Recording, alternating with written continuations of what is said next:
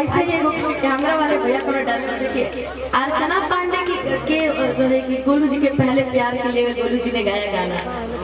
उस विषय में आपको कुछ कहना है? तोहरो खाते इस विषय पर नहीं, तोहरो खाते हम कोई के छोड़ रही नहीं किया ले, तोहरो खाते कह देते नहीं कि छाछ को जहिया धरा जइबू कि छाछ को जहिया अरे धरा जइबू आराम करी है बेटा फल पा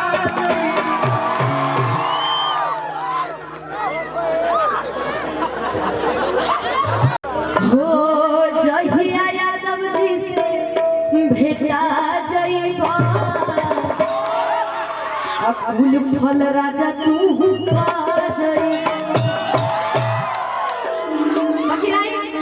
शुरुआत ये तो होते रही, तो हम दोनों जने के लोग जो होते रहा हर जगह। बाकी गोलू जी बहुत अच्छे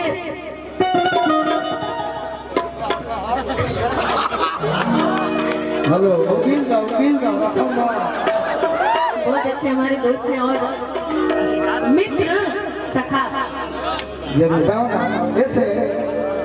कह दे हम चाहते नहीं गिरा हम चाहते चंदन भेगरा बाकी जवन विमलेश भैया गोलू राजा की पहचान जवन अनुपमा की पहचान गई तू बोले से नहीं, जब हमने के तू बोला लड़ब जा जवाब सवाल करते ताकि आंखों में ना कम गए एहू पर ध्यान देना ना तो ये लोग आनंद ले सकते हैं बा बाकी कुछ बूढ़ का जीवन ऐसा हुई है जे पुरनका होली सुने खातिर भी कोई नहीं तो वो हम सुनाई तो समय अनुसार मिले के चाहिए।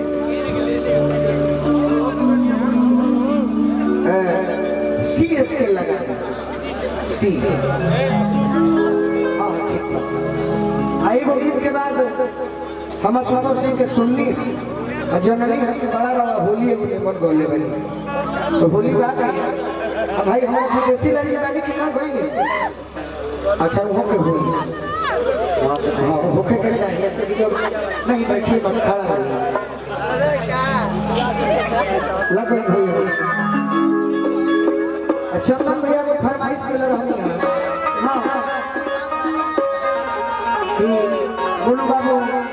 जब रवा खाला होकर तो वो अनुपमा खातिर बात जरूर करो कि गोरी चहल जवानी अरे आप पूछलूर सीखा हमें से कहते हैं कि आज समय के अनुसार पहले सिलवट को लोढ़ा से चाचा जी मसाला पूछते आज उहे सिलवट का और उहे लोढ़ा का बाकी जवानी पूछता पहले लोगों को बोतल पर बैठ के खाते रहे आज बफर सिस्टम हो गया। आज भी हमारे गांव में हर हर लड़की और अपन कपार पर से साड़ी न हटावेली तो सही वो भाव याद आई जो न करी तो कहलू कि जैसन चहल रहनी अरे वैसन सावन में गोरवाए हो तब हम अगर के दिल पर नहीं खेले नजायज कहो तो जायज कहिए कि गोरी चढ़ल जवानी अरे अब पूछलू सीखो अरे चल के सहूर सीखो जींस टॉप छोड़ो अरे माथ पछुरिया काहे से जईबू पिया के घरे बन के बहुरिया आज माया के बाजार में भुलाई बनी कि छनलू ढेर जिलेबी अरे बारे मोती चूर ये हमारा सोचपुरा में हमारे तबियत से पहले बड़ा अच्छा समाज से हमारे गुरु भैया भाई गुड्डू भैया के समर्थक हमारा रामजी सिंह भैया ने रवा का हम फोन कर रवा आ गई एकरा का हम दिल से धन्यवाद देते हैं कि छनलू ढेर जिलेबी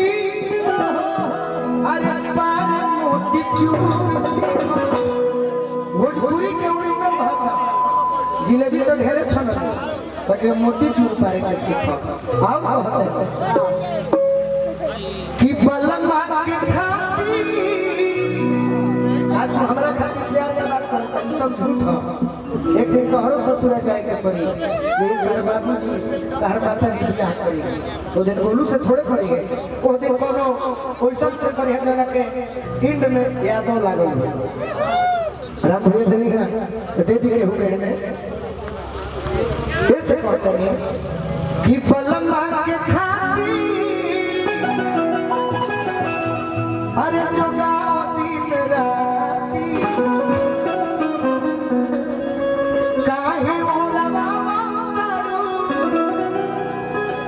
अरे पूरा बाटी बाटी तार घर पे वरिया बा गोरखपुर बाकी अब हमारो बात नहीं हम क्या चिंता करना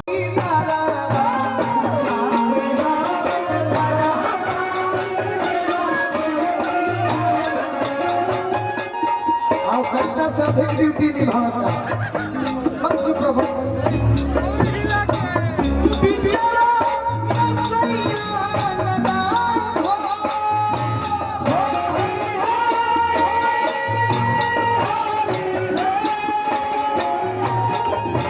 आई है बिचारा सैया लगा सिपहिया नजरिया